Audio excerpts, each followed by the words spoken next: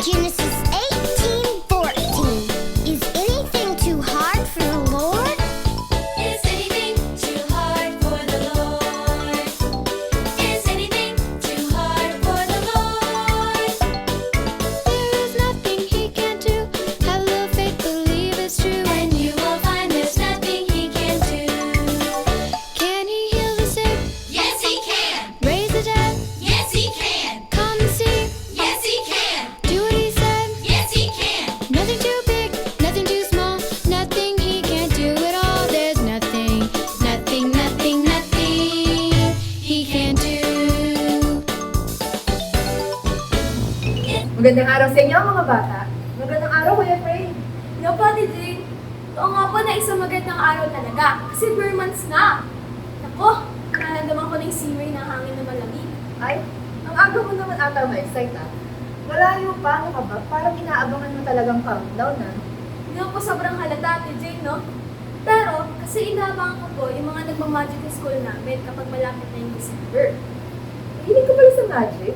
Opo, namamangha nga po ako sa mga magicians eh. Ang galing nila, Ate Jane. Papalabas nila yung mga rabbit sa sombrero. O kaya naman, yung biglang may lumalabas na bulaklak sa kamay nila. Pero hindi naman totoo yung mga yun eh. Hindi sila totoong powers. Kumbaga, pinag-aralan nilang gawin yun. Mukhang mamamangha ka sa lesson natin sa araw na ito. May mga powers din po ba? Para exciting yan, Ate Jane. Ako, totoong tagisan ng kapangyarihan ang maririnig natin sa Bible story ngayong araw. Kaya ano, ready ka na ba? Ready na po. Paano mga bata? Samahan niyo muna kami sa isang kunting panalangin. Ipo natin ang ating ulo at pikit natin ang ating mata. Ayun, spray Panginoon ng mga kapangyarihan sa lahat. Salamat po kami na nakapanood po rin kami ng isa pong online Sunday school po namin. Lord, kayo po mga bulit sa mga dito lahat po na pag-aaralan po namin. Sa utak po namin ito at mga isang puso po namin at magamit po namin sa araw-araw. Alam po, gusto na pray. Is anything too hard for the Lord? Is anything too hard for the Lord?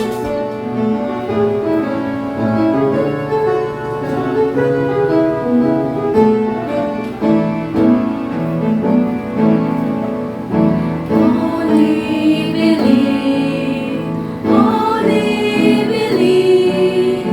all things are possible. Only believe, only believe, all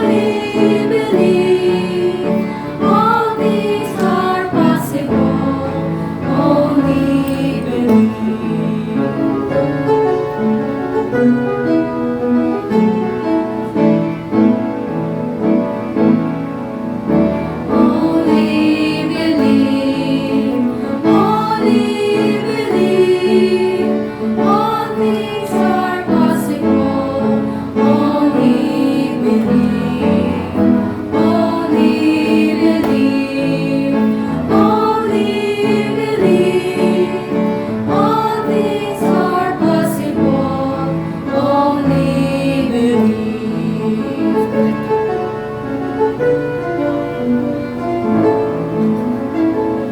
Is anything too hard for the Lord?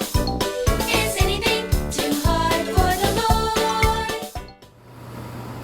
Ikalawang Kronika, Kabanata 20, Talata 6. At kanyang sinabi, O Panginoon, na Diyos ng aming mga magulang, di ba ikaw ay Diyos sa langit? At di ba ikaw ay puno sa lahat ng kaharian ng mga bansa? At nasa iyong kamay at kapangyarihan at lakas na anupat walang makakaharap sa iyo. Isang ulit pa mga bata, Ikalawang Kronika, Kabanata 20, Talata 6. At kanyang sinabi, O Panginoon, na Diyos ng aming mga magulang, di ba ikaw ay Diyos sa langit? At di ba ikaw ay puno sa lahat ng kaharian ng mga bansa? At nasa iyong kamay ang kapangyarihan at lakas, at anupat walang makakaharap sa iyo. Is anything too hard for the Lord? Is anything too hard for the Lord? Nagpunta si Moises at Aaron sa bagong hari at sinabi sa kanya, Sabi ni Yahweh, ang Diyos ng mga Israelita, palayain mo ang aking bayan. Sino ba si Yahweh? Bakit ako makikinig sa kanya na palayain ang Israel? at inutusan pa ng Faraon ng mga tagapangasiwa ng mga alipin na lalong pahirapan at magtrabaho ang mga Israelita. Kaya't dinoble ng mga tagapangasiwa ang trabaho ng mga alipin na lalong pinahirapan at mas pinagmalupitan ng mga Israelita. Dahil dito, nagreklamo ang mga Israelita kina Moises at Aaron at ayaw nang makinig pa sa kanila.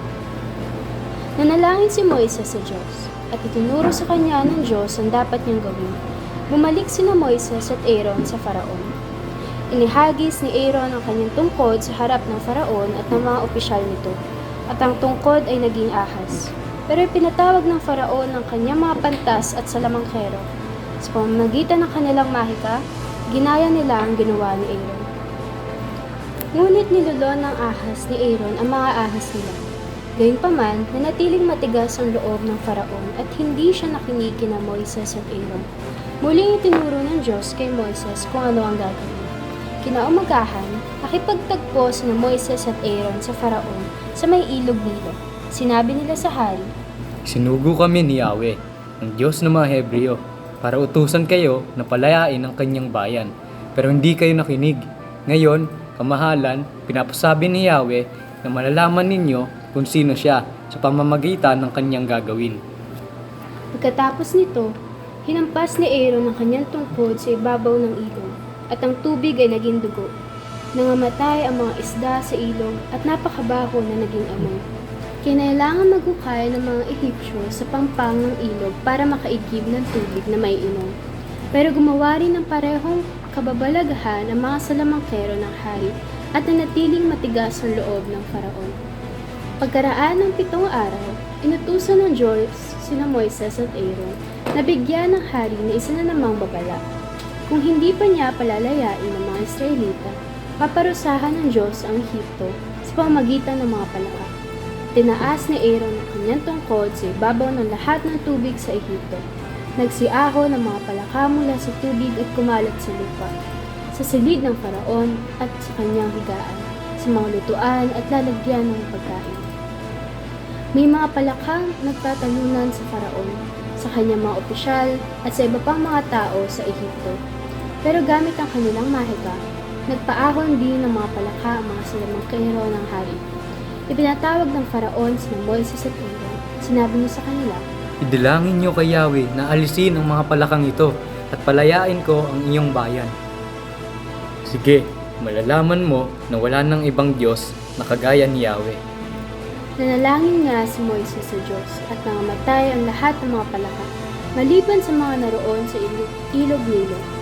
Tinambak ng mga Ehipsyo ang mga palakang namatay at tumalingasaw ang buong lupain.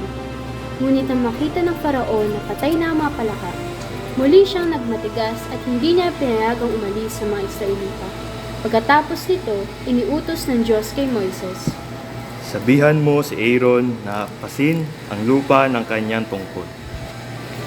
Hinampas nga ni Aaron ang kanyang tungkod ng lupa, at ang lahat ng alabok sa Ehipto ay naging mga niknik.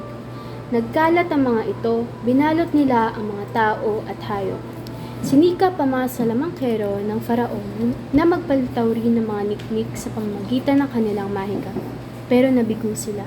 Sinabi nila sa hari, Ang Diyos ang may kagagawa nito. ngunit nagmatigas ang hari at hindi niya pinayagang umalis ang mga Israelita. Is anything too hard for the Lord? Is anything too hard? Sa araw na ito, nalaman ko na ang kapangyarihan ng Panginoon ay pinakamakapangyarihan sa lahat. Makikita lamang natin ang mga katibayan ng mga pinakitang pangyayari sa ating kwento ngayon, mga bata. Tama ka dyan, Kuya Fred. Pinakita ng Diyos ang kanyang kapangyarihan sa pamamagitan ni Aaron at Moses. Ginawa niyang ahas ang tungkod, ginawa niyang dugo ang tubig sa ilog. Hindi ba ito ang mga bagay na hindi kayang gawin ng pangkaraniwang tao? Nagpaahon din siya ng mga palaka mula sa ilog. Ginawa niya ng teknik ang mga alikabok. Patunay lamang ito na kaya ng Panginoon na gawin may buhay ang mga bagay na wala namang buhay. May kapangyarihan siya sa tubig, lupa, mga hayop, at mas makapangyarihan siya sa mga salamangkero dahil kapangyarihan ng Panginoon. Makikita rin natin ang kanyang kapangyarihan sa mga nasa paligid natin, tulad ng kalikasan na ating kinamamanghaan. Kaya naman mga bata, laging pakatatandaan na pasalamatan ng Panginoon sa tuwing nakikita natin ang katibayan ng kanyang kapangyarihan. Maaasahan ba namin yun sa inyo mga bata? Mabuti naman kung ganon. Ngayon, para sa ating pagtatapos, samahan niyo kami sa isang munting panalangin. Ating ipikit ang ating mga mata at iluko ang ating ulo. Panginoon, maraming pong salamat sa araw na ito. Tunay nga pong dakila ka sa lahat, Panginoon. Salamat po sa mga pagpapala na amin pong natatanggap at sa mga sa kapangyarihan ninyo na amin pong nararanasan. Salamat po sa mga magagandang bagay na inyong pinagkakaloob sa amin. Ganon din, Panginoon, sa pag-iingat at sa proteksyon. Tunay nga pong dakila kayo sa lahat dahil wala pong kayang pumantay sa inyong kapangyarihan. Panginoon, sa mga bata po na nakapanood at nakapakinig ng inyong kwento, dalangin po namin na ito po ay matanim sa kanilang mga puso at padala nila sa kanilang pagtanda at patuloy na palagi magpasalamat sa mga pagpapala sa kadakilaan na kanila rin pong nararanasan sa kanilang mga buhay. Kayo po ang mag-ingat sa kanila at sa kanilang pamilya. Ito po ang aming dalangin sa pangalan ni Jesus. Paano mga bata? Mapaalam na kami. Magkita-kita tayo sa susunod na episode mga bata. Paalam! Is